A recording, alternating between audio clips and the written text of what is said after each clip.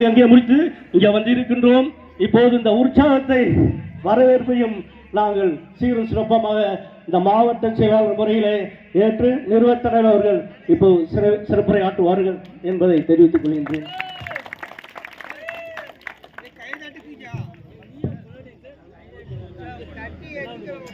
அகில இந்திய ராஜகுலத்தோர் பேரவை சார்பாகவும் தேசிய சமூக நீதி கட்சி சார்பாகவும் மிக சிறப்பாக ஏற்பாடு செய்து இந்த கோயில் திருவிழாவை நடத்தி கொண்டிருக்கக்கூடிய ராஜகுலத்தோர் மக்களாகிய உங்களுடைய ஏற்பாட்டினை இந்த திருவிழா நடக்குது என்பதை இப்போதுதான் அறிந்தேன்.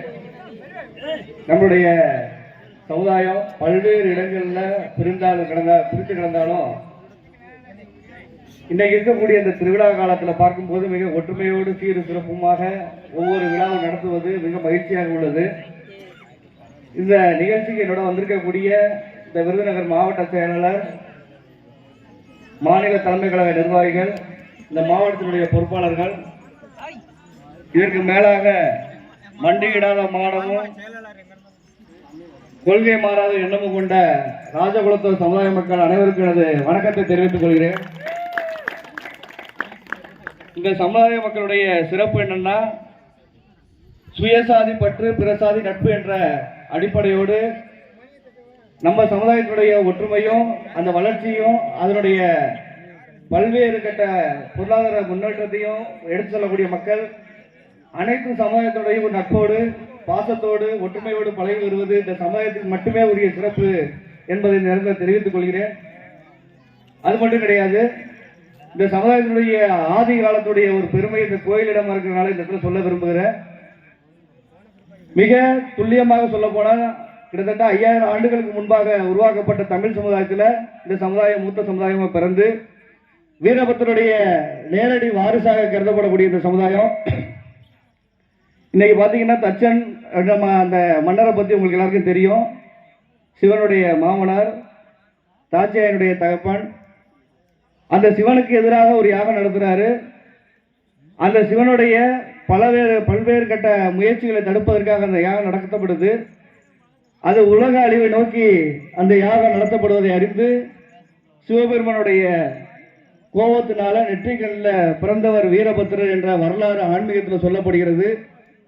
அந்த ஆன்மீகத்தினுடைய ஒட்டி பிறந்த இந்த சமுதாயத்தினுடைய இன்றைய நிலை பல்வேறு இடங்கள்ல தொய்வு நிலையில் இருந்தாலும், படிப்புல கல்வி வேலை வாய்ப்புல முன்னேற முடியாமல் இருந்தாலும் அதை முயற்சி எடுத்து இந்த சமுதாயத்தினுடைய ஒற்றுமையை உருவாக்கி தமிழகம் என்பும் நம்ம இருக்கக்கூடிய உறவுகளை இணைத்து நல்ல முன்னேற்றத்தோடு கொண்டு வருவதற்கான முயற்சிகள் எடுத்தாலும் கூட நம்மளை போன்று பல்வேறு சமுதாயங்கள் பாதிக்கப்பட்டிருக்கிறதை அறிந்து இன்னைக்கு ராஜகுலத்தோர் பேரவை என்ற ஒரு அமைப்பு இன்னைக்கு தேசிய சமூக நீதி கட்சியாக மாற்றப்பட்டு ஒடுக்கப்படுகின்ற, மறுக்கப்படுகின்ற, பாதிக்கப்படுகின்ற, எந்த ஒரு விஷயமும் கிடைக்க முடியாத, அரசியல் ரீதியாக பங்கீடு பெற முடியாத அனைத்து சமுதாயத்தை ஒருங்கிணைத்து அனைவருக்கும் அரசியல் பங்கீடு, அரசியல் உரிமை பெற்றுத்தர வேண்டும் என்ற நோக்கத்தோடு தமிழகம் என்றும் வளம் வந்து கொண்டிருக்கின்றோம். இன்னைக்கு இந்த தேசிய கட்சியாக இருக்கக்கூடிய கட்சி தமிழகம் மட்டுமல்லாமல் அனைத்து மாநிலங்களிலும் சிறப்பாக வீடு நடை போட்டு இன்னைக்கு வெற்றி அடைந்து வந்து கொண்டிருக்கிறது.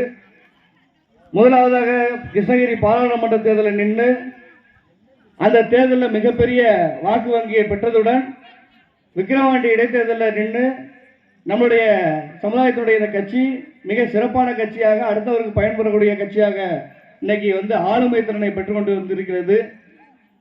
வருகின்ற 2026 சட்டமன்ற தேர்தலில் இருக்கக்கூடிய இந்த பிற்படுத்தப்பட்டோர், மிகவும் படுத்தப்பட்ட சமுதாயம் மட்டுமல்லாமல் தாழ்த்தப்பட்டிருக்கக்கூடிய பல்வேறு இடங்களில் ஒடுக்கப்பட்டிருக்கக்கூடிய அனைத்து சமுதாயத்தின் தேர்தலை முன்னிறுத்தி அவர்கள் தேர்தலை